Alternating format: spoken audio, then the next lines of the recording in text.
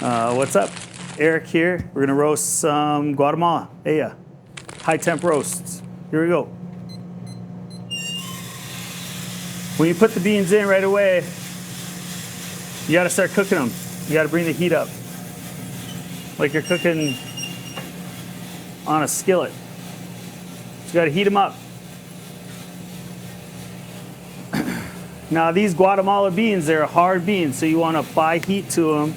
You can apply too much heat like anything, but like we're gonna apply heat to them. But we're gonna pull it down. How roasting works is you have these it's raw, green seeds from a cherry on a tree, the seeds. And we heat them up and we just make it so, because right now it's green, it's raw, it's hard. You can't make that into a beverage. So to be able to drink it, you have to cook it. You gotta roast it. So that's, I'm a coffee roaster. I roast coffee, is what I do. We take coffees from everywhere. We roast them so many ways and explore coffee. So right now you can see the color is beginning to change, but I'm gonna pull back how much heat I'm putting them on. There's a transition that occurred from green and not alive to being, okay, these are livening up. They're starting to wake up. So we're gonna back the heat off. We're going somewhere already. And we're at 402, 50%, 6 inches. 14 pounds. All right, man. So we're checking in with the beans now. All right, you can see them. They're coming alive, man. Here they come. How fast are we pushing the heat? That's my question. How hard are we pushing heat? Can we pull back?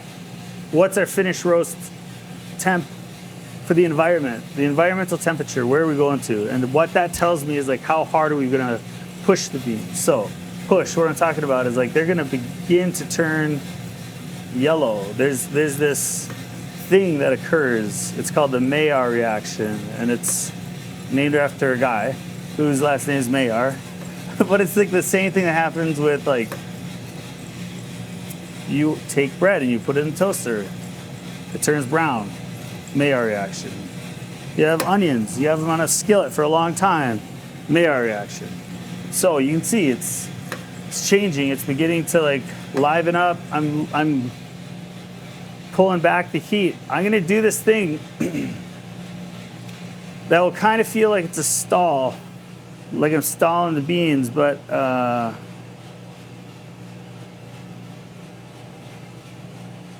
it has to do with trying to stretch out the development time and still have enough movement within the machine to like let the beans have another push, later on in development without bringing the maximum temperature too high. Because when you get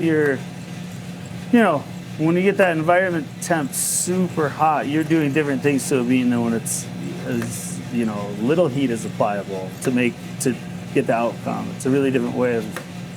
Anyways, so check it out. Look at these things. This is the very beginning of the Maillard reaction. They're expanding.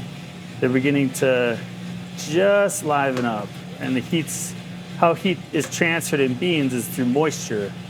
So it's moisture heat transfer from the outside of the bean to the inside of the bean. And that's what you're watching. And okay.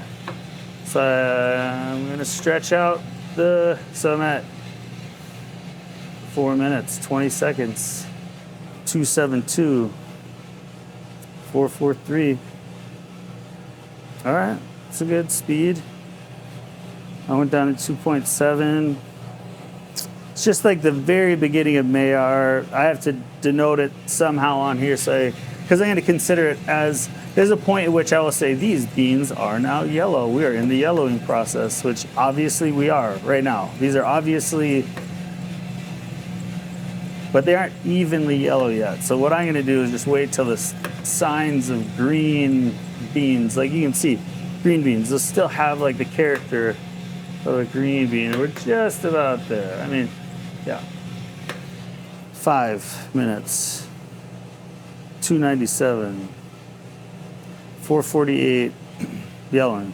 And so it's kind of between these two that I know it's in there. That's where it started. Now, I want to know that because this is the second phase of a roast. It's like it has changed from green to yellow. And how long this part of the roast goes totally changes how it tastes later on. How sweet is it? How much body is there? How light is it? How crisp is it? Yeah. What are the flavors even present? So you would balance out bright acidity with this phase. Because you can just see they're like filling up, they're roasting, there's like tons of change that's gone on for them. I mean, this is the Maillard reaction. You're watching it. So the thing that's amazing about this is that these are compounds that are being formed from nowhere. They join. They create a brand new compound that wasn't there, and then that joins with another one and creates a new. So you have like generations inside of this, this 1 cup of coffee that you'll have. There's generations of compounds that are just created right now while we're talking and I'm roasting. These things are coming to life, creating totally new ones, and then we will drink them. So it's like kind of fun.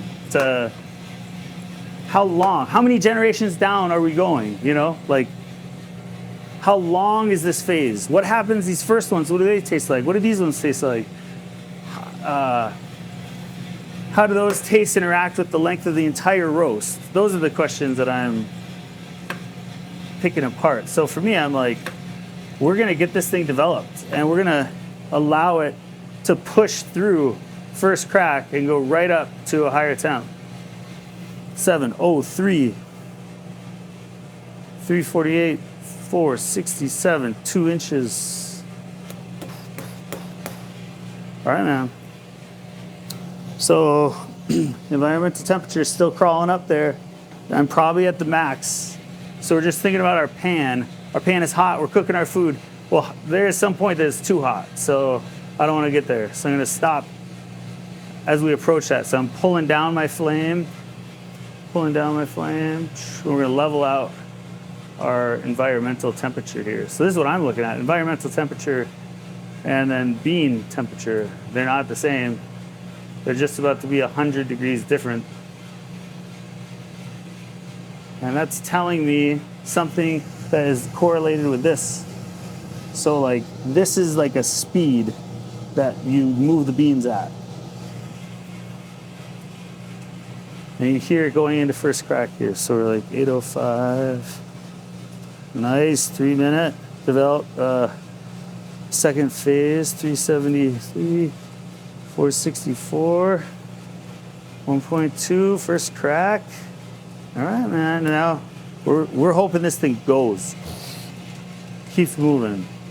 It's moving fast. We don't want to stall this thing out. Keep this sucker going, man. So check it out. You can drink them. Right now, you can drink them. They'd be light. They'd be tart. Sour, juicy notes. Hopefully, there's some balance here if you're going to drink it when it's this light. This is super light. But some people, this is what they want to drink. This is like just into first crack. So I drop roast this light, 386, 387 for sure. And they're totally different. 389. All right, so we're gonna go over this curve here, and I will say this is where every roaster has to make a line, which is like where is this changing over from low temps to high temps? For me, I am trying to hold to like there's a thing that happens right before you enter into and things start cracking at second crack. There's a thing that transforms. For me, it's 415. I think it's a fair temperature, but I'm sure people will argue me about that temperature.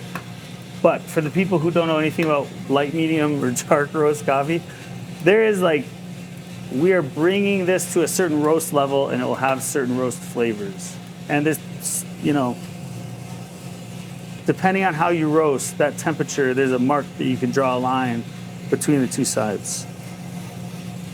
Woo. Wow, all right. We're gonna go right up to 415. We're gonna just start lowering our flame.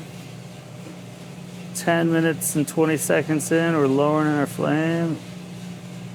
And I'm gonna check these things, but yeah. Yeah, man. Yeah, man.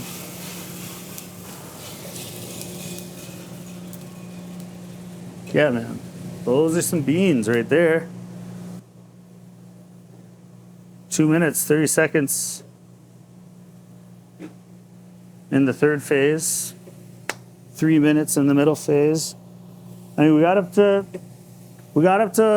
4:15, you know. So we were cruising 10:37 to get to 4:15.